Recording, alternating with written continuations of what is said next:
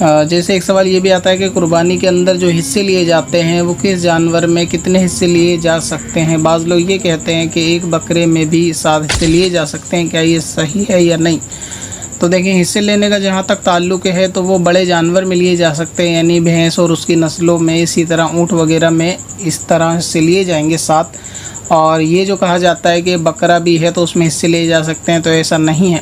دراصل دین کو اتنا آسان اپنی نفس کی پیروی اس کو بنانے کے لیے وہابیوں نے یہ من گھڑت بات عام کر رکھی ہے کہ ایک بکرے میں جو ہے نا پورا جانور بھی ذبح قربانی اس کے نام کی جا سکتی ہے۔ جس طرح 20 رکعت تراویح پڑھنے میں ان کو آفت ہے تو اس کو شارٹ کر کے انہوں نے 8 کر دیا، سنتوں کو ختم کر کے صرف فرض پڑھ لو کافی ہے کہنا، امامے اور ٹوپی وغیرہ کو ختم کر کے کہ نماز بغیر ٹوپی کے بھی ہو جائے گی۔ اسی طریقے سے انہوں نے ایک بکرے پہ اگر سارے گھر خاندان کی قربانی واجب کی ادائیگی اگر کہہ بھی دیا تو اس میں کوئی بڑی بات نہیں ہے۔ یہ تو ایک چوزے پر بھی پورے کنبے کی قربانی کر دیں گے، کافی رہے گا، کیونکہ یہ اللہ تعالیٰ کی راہ میں نہ تو خرچ کرنا جانتے ہیں، نہ ہی اس کی عبادت کے اندر اضافہ کرنا جانتے ہیں۔ تو اسی طریقے سے سنت وغیرہ کو بھی ختم کرتے ہیں، لہٰذا جو حصہ لیا جائے گا وہ ایک بڑے جانور میں لیا جائے گا۔ حضور علیہ السلام نے ایک بکرے کو منگایا، مینڈے کو منگایا اور اس کے اوپر جو ہے نا ساری امت کو نام کا ذبح کرا۔ یہ وہاں بھی شاید اسی حدیث سے دلیل پکڑتے ہیں۔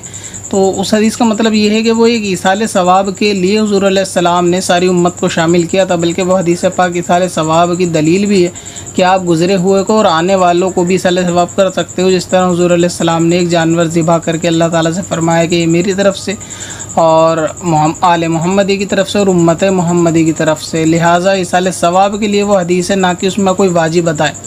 اور بکرا ہر فرد کی طرف سے ایک ہوگا، یعنی جس پہ قربانی واجب ہے اس کی طرف سے ایک بکرا ہوگا۔ اب چاہے تو بکرے کے بدلے اگر کوئی بکری کرنا چاہے تو اس صورت میں بھی قربانی ہو جائے گی، مگر بہتر یہ ہے کہ وہ بکرا ہو۔ بڑا مسئلہ یہاں پر ایک یہ اٹھایا جاتا ہے کہ کیا گھر کا سربراہ اگر قربانی کر لے تو سب کی طرف سے کافی ہو جائے گی، یا جو بھی صاحب نصاب ہے جس میں بھی استطاعت ہے اس پر الگ سے قربانی واجب ہے؟ اس میں فقہا کا اختلاف ہے۔ بعض علماء کی رائے یہ ہے کہ ایک آدمی اگر گھر کی طرف سے قربانی کر لے تو سارے اہل خانہ کی طرف سے کافی ہو جاتی ہے، اور اس کے بارے میں بعض تابعین سے آثار منقول ہیں، مصنف ابن ابی شیبہ کی روایات ہیں۔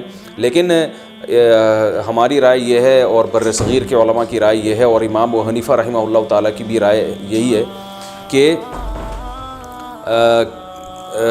کہ ہر شخص پر الگ سے قربانی واجب ہے اگر وہ صاحب نصاب ہے۔ اور اس کی 2 دلیلیں بہت مضبوط ہیں۔ سب سے مضبوط دلیل رسول اللہ صلی اللہ علیہ وسلم کی حدیث ہے، من وجد سعة لأن يضحي فلم يضحي فلا يقربن مصلانا۔ آپ صلی اللہ علیہ وسلم نے فرمایا جس کے پاس قربانی کی طاقت تھی اور اس نے قربانی نہیں کی تو وہ ہماری عیدگاہ کے قریب بھی نہ پھٹکے۔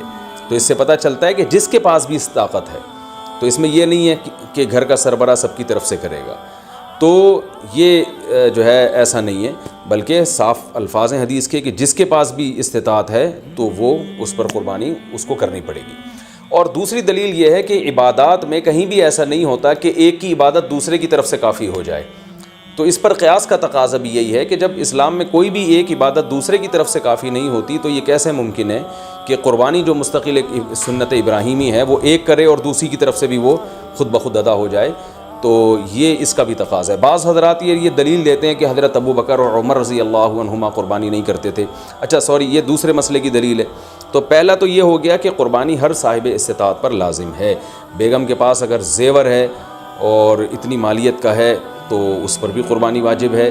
پھر وہ الگ بات ہے کہ اس کی طرف سے میاں اس کی پرمیشن سے کر دے، یعنی واجب تو اس پر ہوگی لیکن ضروری نہیں ہے کہ وہ خود کرے، اس کی طرف سے اس کا میاں بھی کر سکتا ہے اس کی پرمیشن سے، اجازت سے، اور میاں اپنی طرف سے بھی ایک کر دے اور بیگم کی طرف سے بھی ایک کر دے، یعنی گھر کے ایک فرد کرے گا اور سب کی طرف سے کافی ہو جائے، یہ نہیں ہے۔ Wake up to reality. یہ بھائی ہم کتنی قربانی کرے، ایک آدمی کیا کرے، جیسا کہ اکثر جو بات ہوتی ہے کہ ایک گھر میں جتنے کمانے والے اتنے لوگ قربانی کرے، ٹھیک، بہرحال اصل مسئلہ کیا ہے تو یاد رکھ لیجئے، ایک گھر کی طرف سے اگر ایک قربانی بھی کر دی جائے، مطلب ایک حصہ، تو سب کی طرف سے کفایت کر جاتا ہے۔ ترمذی کی روایت ہے جس میں آپ صلی اللہ علیہ وسلم کی حدیث ہے، ابو ایوب انصاری اس حدیث کے راوی، انہوں نے فرمایا کہ اللہ کے رسول صلی اللہ علیہ وسلم کے زمانے میں، بلکہ واقعہ یوں ہوا کہ وہ ایک مرتبہ گزرنے لگے اور تابعین تھے، کچھ تابعین کو دیکھا، اپنے تابعین قربانی کرتے تھے، تو کہا کہ تم جس طرح سے آج قربانی کرتے ہو ہم اس دور میں ایسی قربانیاں نہ کرتے، کیونکہ تابعین جب اس زمانے تک مال و دولت بہت آ گئی تھی تو ہر تابعین ایک قربانی کرتا اپنی طرف، تو کہا ویسا ہم نہیں کرتے. اللہ کے رسول صلی اللہ علیہ وسلم کے زمانے میں ہم اپنی طرف سے اور اپنی گھر والوں کی طرف سے ایک بکری ذبح کرتے. تو انہوں نے کہا کہ اب ایوب انصاری رضی اللہ عنہ فرماتے ہیں کہ ہم اللہ کے رسول صلی اللہ علیہ وسلم کے زمانے میں اپنی طرف سے اور اپنی گھر والوں کی طرف سے ایک بکری ذبح کرتے ہیں. تو اصل مسئلہ یہ ہے کہ ایک گھر کی طرف سے ایک قربانی. ٹھیک، آپ کو اللہ نے استاد دیا، آپ زیادہ کرنا چاہتے کیجئے. کہ تو اللہ کے رسول صلی اللہ علیہ وسلم نے ایک مرتبہ 100 اونٹ بھی ذبح کیے، مطلب 1000 حصے. ایک مرتبہ آپ نے عید پر 100 اونٹ بھی ذبح کیے، مطلب 1000 حصے ہوتے ہیں. ایک اونٹ میں چونکہ 10 حصے ہوتے ہیں، لیکن آپ نے ایک بھی وہ کیا، ایک بکرا بھی ذبح کیا آخر میں، جو کہ بہرحال انشاءاللہ تفصیلات آگے آئیں گی. تو اصل مقصد بتانے کا یہ ہے کہ ایک حصہ کفایت کر جائے گا. ایک جانور، مطلب اگر مینڈی ہے بکری ہے تو ایک جانور، اور اگر مینڈی اور بکری نہیں ہے تو ایک حصہ بھی بڑے جانور میں آپ اور آپ کے پورے گھر کی طرف سے کفایت کر جاتا ہے. یہ بات یاد رکھیے. اب بہت سی مرتبہ لوگ بولتے نہیں، ایک کمانے والے کے حساب سے ایک گھر کے مرد کے حساب سے ایک عورت، مطلب ایک گھر میں 10 لوگ ہیں تو 10 حصے، اور اتنی طاقت نہیں ہوتی تو آدمی بولتا پھر جانے دو یار، یہ چھوڑی دو، تو وہ قربانی نہیں کرتا. ایک گھر میں اگر ایک کمانے والا ہے تو وہ ایک حصہ پوروں کی طرف سے کفایت کر جاتا ہے. یاد رکھیے. اگر 2 کمانے والے ہیں، چونکہ دونوں کو اللہ نے استطاعت دی ہے، دونوں کرے، اور اللہ نے دونوں کو اور استطاعت دی ہے تو 2 حصے ڈالے. استطاعت زیادہ دی ہے تو ایک اونٹ ذبح کرے، 10 اونٹ ذبح کرے، کس نے روکا ہے؟ لیکن ایک حصہ بھی کفایت کر جاتا ہے. ٹھیک، بہتر ہے جی سب الگ الگ دیں.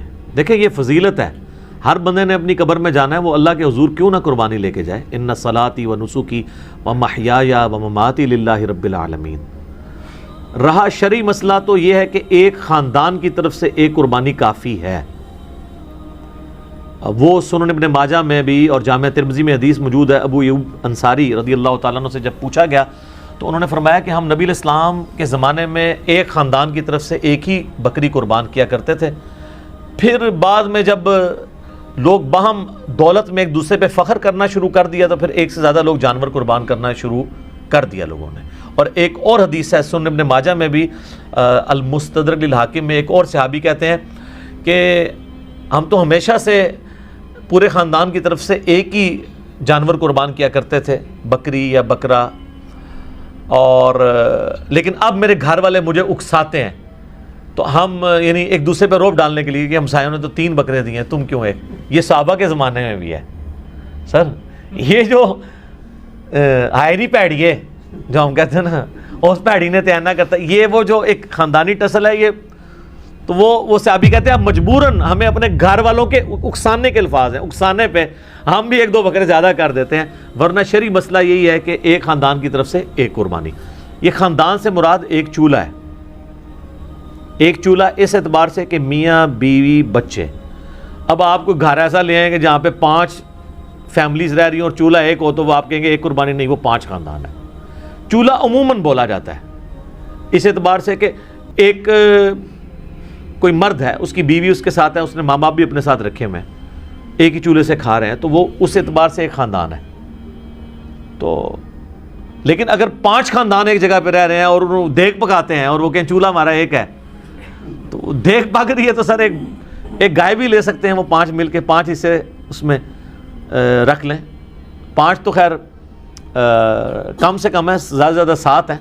اچھا یہ بھی بات لوگوں میں مشہور ہے کہ جی 7 ضروری پورے کر رہے ہیں، نہیں، 7 زیادہ سے زیادہ. ایک بندہ بھی ایک گائے دے سکتا ہے، 2 بندے بھی مل کے ایک گائے دے سکتے ہیں. بکرا نہیں 2 بندے مل کے دے سکتے گائے. تو اگر 5 گھر میں خاندان ہے، ویسے خرچے ان کے علیحدہ ہیں، صرف ایک چولہا اکٹھا ہونے سے یہ نہیں ہوگا کہ ایک خاندان بنے گا. اب یہ تو نہیں ہے کہ بھی ایک بھائی کی سالی کی شادی آئی ہے تو دوسرا بھائی اس کے بچوں کو وہ بوٹ لے کے دے رہا ہے اور 7 جوڑا لے کے دے رہا ہے، وہ اپنے باقی خرچے بھی تو کر رہے ہیں نا.